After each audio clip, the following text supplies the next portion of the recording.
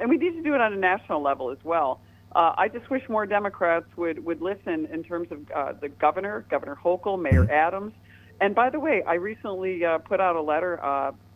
I think a lot of all these migrants are being flown to New York at our taxpayer dime. This is coming from the federal government. Anything the government spends is our money. It's all our taxes. It's our money. That's where it comes from.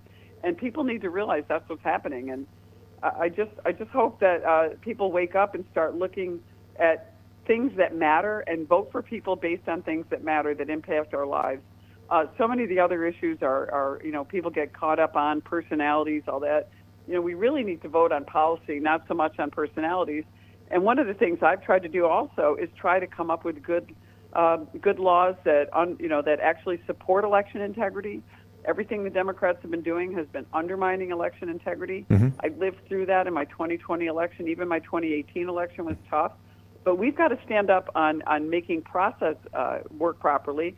And we went through a bunch of statewide ballots on elections. And not to get off the track here, but we had elections. A 2-to-1 Democratic state voted for sensible reforms on elections. People did not want no excuse absentee voting. They didn't want same-day voter registration. But what did this authoritarian, arrogant Albany legislature, controlled 100% by the Democrats, do? They overturned the will of the voters, referendum votes from voters across the state, and put in place policies that the voters rejected. And this is exactly what they're doing with redistricting. We're going to be looking at again this year. Yeah. Shouldn't happen. We had fair lines determined by the Court of Appeals, sent it to a special master, approved the lines. And now the Democrats in Washington are suing because they want to take back power in the House of Representatives. This is about Hakeem Jeffries and the Democrats in Washington. The Democratic Congressional Campaign Committee brought this lawsuit. This is not brought by Democrats in New York. It was brought by them because they want to reduce the number of Republicans that are represented in our state, and they want to put in these gerrymandered lines again so they can take over power. It's an abusive process, and it is a complete shameless move by them. And the people of this state have to go through this again unless they stand up. But again, they stood up, and the Democrats eviscerated the will of the people by passing laws against the will of the people. That's incredible. I thought that's unprecedented. I thought that was based on the census every 10 years. We just went through this process. Has that ever happened before? Did.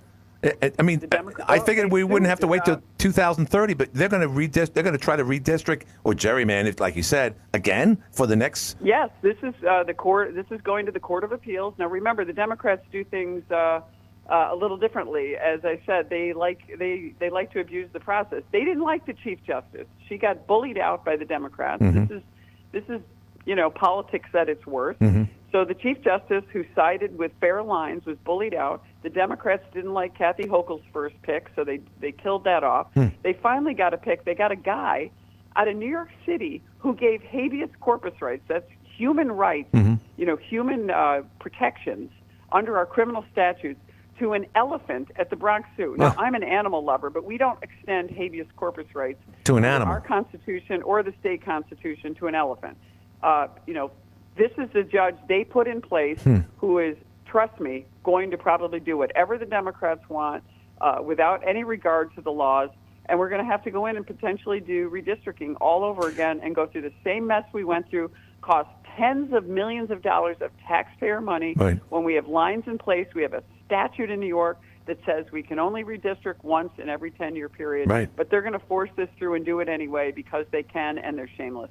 So two things then. Obviously, they're attacking, the Washington, Congress people that are facilitating all of this. They're attacking blue states. They know they can count on, Albany. They can count on Sacramento. They're probably attacking other states like Illinois. So in other words, if there's a congressperson from any one of these blue states, they're going to attack their legislative group to change the rules now as opposed to 2030. But in addition to that, Congresswoman Tenney, do you think they're trying to overload the district, your district in particular, with migrants so that they can get more Democratic votes?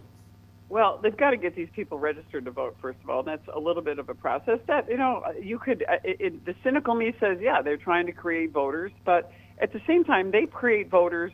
These people may actually vote and they don't even know it because they've changed the rules so they can do mass what I call vote trafficking. Some people call it vote harvesting. Right. All of that is legal in New York. It's not legal in every state. But they're not doing this in every state because the people of New York voted to create an independent redistricting commission, which was bucked by the Democrats, is being rejected by the Democrats now. They're going to go back through, and they're going to try to go back to their extreme gerrymander that they issued last year. They got overturned by the Court of Appeals. Every single member of that Court of Appeals last year was appointed by either Governor Cuomo or Kathy Hochul. So there were no Republicans at all. Incredible. And they sided with Fairlines.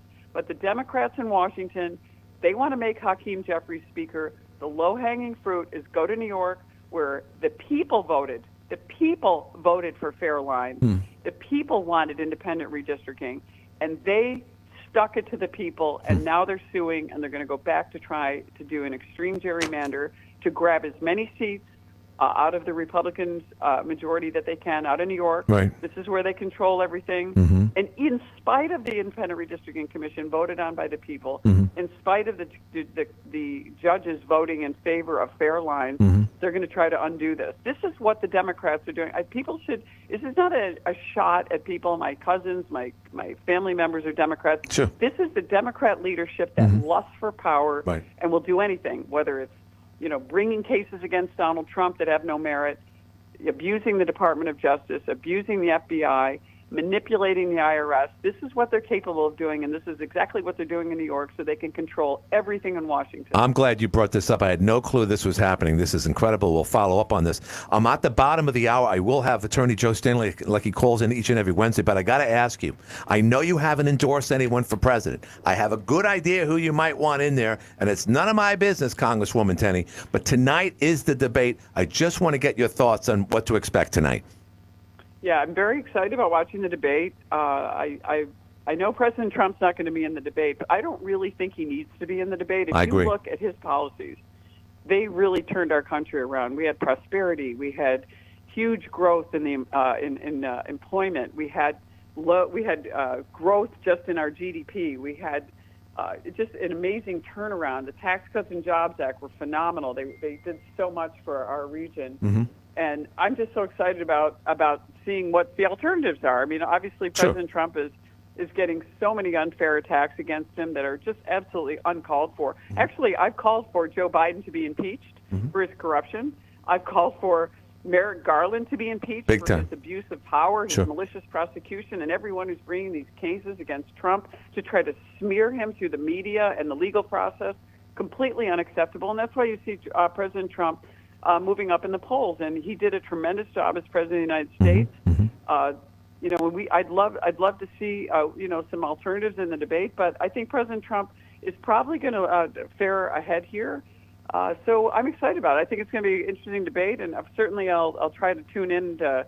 I think he's doing an interview maybe with Tucker Carlson, and then there's also going to be a debate. So we'll try to catch everything. Oh, it's going to be. It's about a lot. Night for Republicans. Well, it's a lot better than watching the Yankees lose again. They're on a 9-game losing streak, for the record.